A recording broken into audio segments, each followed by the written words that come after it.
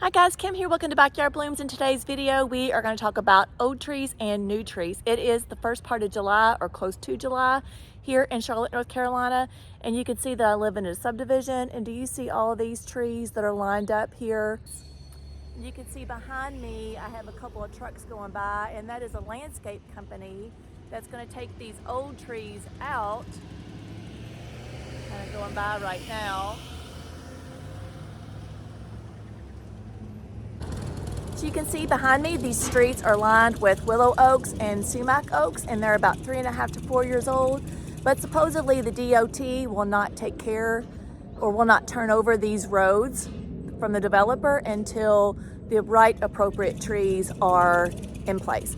So landscaping company that you just saw go by is coming down and street by street, and they're chainsawing these trees down, which was heartbreaking to me, but I do understand because these roots are going to grow tremendously in the next couple of years when they mature, and they are going to tear up the streets and the sidewalks. So it's just a shame that they didn't know ahead of time.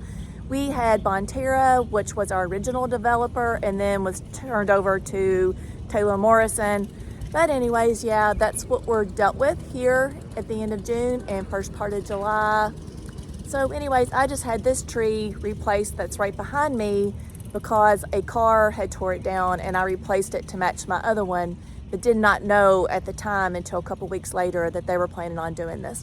So anyways, I wanted to show you what the street looks like before and what it looks like afterwards, and then hopefully I can give you some good advice on how to take care of these crepe myrtles that they're putting in place. So I do have people out here mowing, you guys. I do live in a neighborhood, so it's just hard to block out all this sound. But this is what the trees look like in my yard, and this is the one that I just replaced. And that was the one that did not get taken down. So you can see that they're varying in different sizes, but I do fertilize my trees each year and give them a good amount of water, which they need, plant, food, and water to be able to survive and grow and thrive. And I'm going to share with you guys what I put on my trees for the new trees so they can survive and grow nicely and fill in. But this is what we're looking at on my street. And this is the new street that they came and put the new crepe myrtles all in place. I believe these are like a really light lilac bloom. So I have these in my yard, and they're called a muskogee crepe myrtle. You can see that they kind of,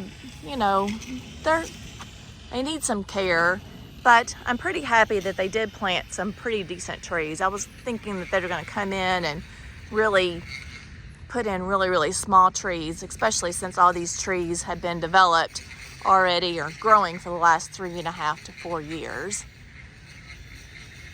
So they've actually chainsawed the old trees down, and hopefully they're doing the other street today, and I'll be able to get in here and show you how they did that. And then they chopped it up, and then they came with a machine and dug all the roots up. But you can see that they weren't so gentle with the tree rings, so we'll see what they're going to do with that, if they're going to replace that or not. But one bad thing about crepe myrtles is that they do have the Japanese beetles in them. So we're gonna have to either deal with it or learn how to treat them.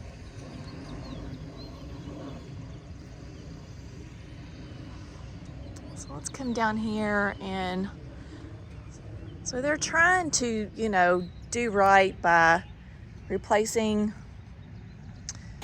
like all the mulch that was up that matches each house. So they did a pretty good job with that.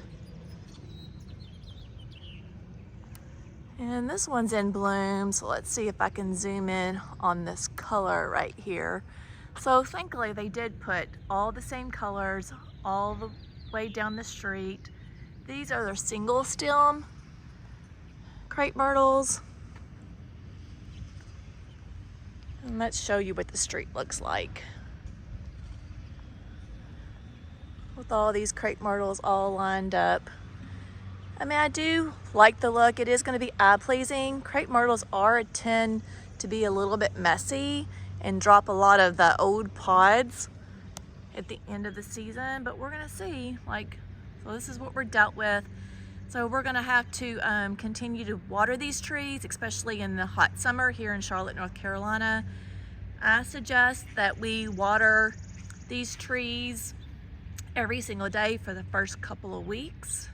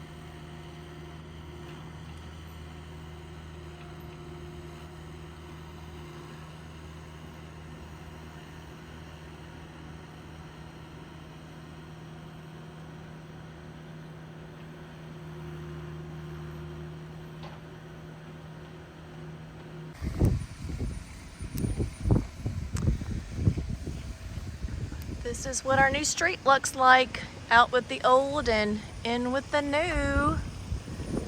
So it initially looks very, very nice, but however, for the next 7 days, we are going to have record temperatures of 90 and above for the first time this season. So how much water does this new crepe myrtle need in the summer? So I looked this up and I Googled. And Google told me that if the diameter of this tree was 2 inches, which I believe it is, approximately 2 inches. These are my finger right there. So approximately 2 inches diameter needs 15 gallons of water each week. So if you're watering with your hose, how much is 15 gallons equivalent to? So if I had this hose right here on full throttle, which I don't right now, you can actually turn this down a little bit by just not turning the hose all the way on. So if you have this on a slow drip, approximately 2 hours, each tree is going to give you 15 gallons. So that's what you need to do. I know that's a lot, but we want to save these trees. It costs the developer lots of money. And when you turn the hose on, since it's really, really hot, make sure you fill the water that comes out of the hose, because if it's sitting in the hot sun, it can be really, really hot, and then that could damage your tree too, especially if you spray the leaves. So this tree has been suffering, you can tell, all day long, and I would not be surprised at all if we lose leaves. You can see that they're at least spraying off all the dirt off our street, our newly paved street, which is a blessing. So hopefully these leaves will perk up in the morning after giving it approximately 15 gallons of water today. And if you want to give your tree some extra care, you can give it some plant food. Right here I have the organic plant tone, so I'm going to put approximately 1 to 2 of these cups on my tree. You can also use polytone if you want. you can use rose tone since these are flowering trees. I think you can't really go wrong. If I probably had holly tone, I think I would probably put that over my plant tone, but this is what I have in the garage, so I'm just going to use what I have here. So this is organic, and this is going to give it plenty of food.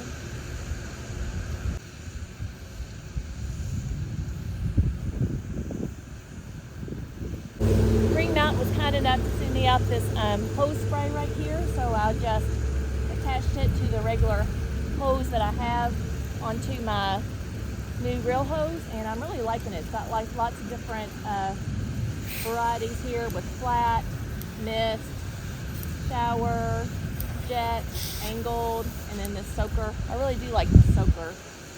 And if this was too much, you can turn down your faucet a little bit more. But I think my root ball is probably about right in here.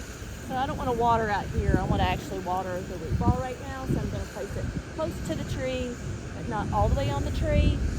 And then another great tip to give this tree a great start is this organic biotone starter plus. So this just helps the roots start to get developed. So this is a 4-pound bag, and I use actually 2 pounds on this tree and 2 pounds on my other tree. But this helps the roots get started.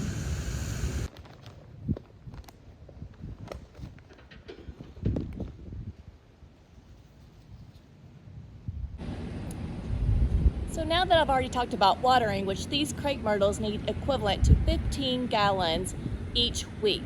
So if you put your hose on a slow drip, that is equivalent to 2 hours per tree to get the 15 gallons that it needs. So I would suggest the very first 2 weeks to put it on a slow drip and soak these trees really well. And then after the 2 weeks, then you can go probably to about every 2 to 3 days of watering. Now, once summer ends, it doesn't mean that these crepe myrtles do not need water. They need water for the first 2 years of their life. It can actually take up to 3 years before they get fully established. Remember, when you plant a new tree, the first year they sleep, the second year they creep, and then the third year they will leap. So we got the watering out of the way, so the next thing is getting them plant food. So I was lucky enough to be home today when mine were planted, so I went ahead and gave them this Espoma Organic Biotone, which I use in every single thing that I plant. If you see me and watch my videos and watch me planting, you know that I use this on every single thing, and this brings me good luck because it helps the root development. So that's one of the things that you really want to get established when you plant something new is the roots. So this is a 4-pound bag, and I used half on each tree. So I have 2 trees in my yard, this one behind me and then one down the street right here in my very front porch. So I used half and half. And then I also gave it some plant tone, which you saw me put 2 to 3 cups of the plant tone as well for extra food. Now, when I looked up and Googled how much food that you can use or care for crepe myrtles, it says that you can actually do a slow release fertilizer at least once a month on these crepe myrtles because they're great flowering trees and need a lot as well. Now, as far as what the disease that they're susceptible to, they are susceptible to aphids, and then definitely the Japanese beetles love these trees too. So that might be something that you might want to keep a lookout for. Aphids are teeny tiny green or black little bugs that are hard to see, but you'll see those on the limbs. And then the Japanese beetles are very annoying and little beetles, and they will completely just eat the leaf up on your tree. So you might want to consider treating those if you see aphids or Japanese beetles as well. And another thing that they might be susceptible to, and I have not had a problem in my garden yet, is the fungal leaf spot and powdery mildew, which I've not had a problem on my crepe myrtles yet here in Charlotte, North Carolina, Zone 8. So I hope this video was helpful in helping you take care of your crepe myrtles and what to look for and how to water, and I'll see you in the next video. Bye, friends. Good luck with your new trees.